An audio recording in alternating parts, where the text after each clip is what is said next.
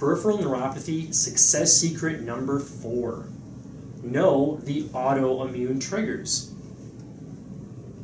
One of the most common questions that I get here in this office is, how did I develop this autoimmune condition?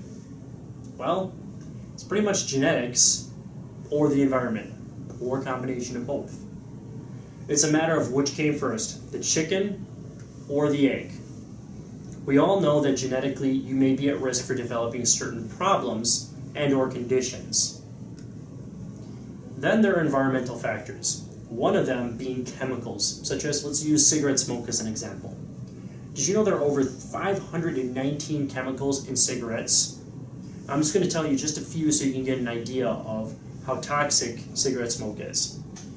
So TSNAs, tobacco-specific nitrosamines, are known to be some of the most potent carcinogens, that's cancer-causing, so present in smokeless tobacco, snuff, and tobacco smoke.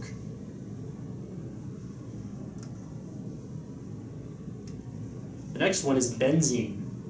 Benzene can be found in pesticides and gasoline. It is present in high levels in cigarette smoke and accounts for half of all human exposure to this hazardous material. The next one, pesticides. Alright, so pesticides are used on our lawns and gardens and inhaled into our lungs via cigarette smoke.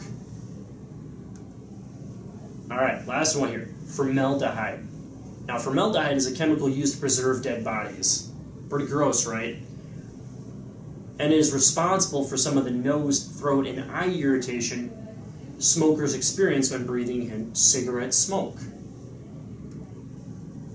So chemicals in general can trigger an autoimmune response. Like the latest chemical that's hit the news, BPA. Now, it's been a little while since this one hit the news, but it is a very nasty chemical called bisphenol A. It is used in many, many plastics. And BPA is extremely bad for, let's just use one, thyroid. It can trigger Hashimoto's thyroiditis or autoimmune thyroid. Rocket fuel is another. Yeah, rocket fuel. Well, you might be asking me right now, how am I exposed to rocket fuel? I'm not in Florida. They don't launch the space shuttles anymore. Well, studies have shown that 30 to 40% of women in America have remnants of rocket fuel in their body. It gets into the groundwater and stays there for a very long time. One of the biggest triggers for an autoimmune thyroid is iodine. That's right, iodine. The iodine that's in your table salt. When it comes to Hashimoto's autoimmune thyroid, iodine is the biggest trigger. And I've seen some bad things happen when someone's put on iodine when they're not supposed to. Chemicals such as pesticides can trigger an autoimmune response, as can toxins in household products like DEET in insect sprays or heavy metals in vaccines.